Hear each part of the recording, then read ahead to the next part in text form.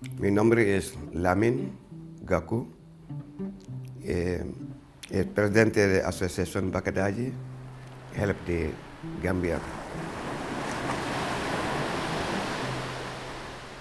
Bakadaji es un pueblo, en 6.500 personas vivían ahí, o 7.000 más o menos.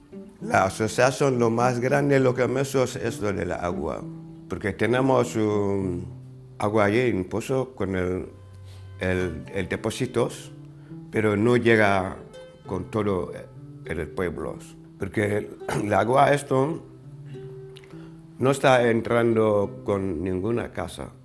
Hacemos un puntos en el pueblo donde si tú quieres agua, tienes que salir para ahí, vas a la puente con un garrafa o un cubo, vas ahí y coges el agua y la traes con tu casa, ahí. Bueno, en todo Gambia todavía falta agua porque hay muchos sitios que no tienen agua, tienes pozos muy antiguas. Y el agua es muy importante, el agua limpio. Entonces tengas agua bueno con el pueblo, los niños, las mujeres embarazadas, porque ellos todos se toman esta agua. Se protege mucho la gente que tenga salud.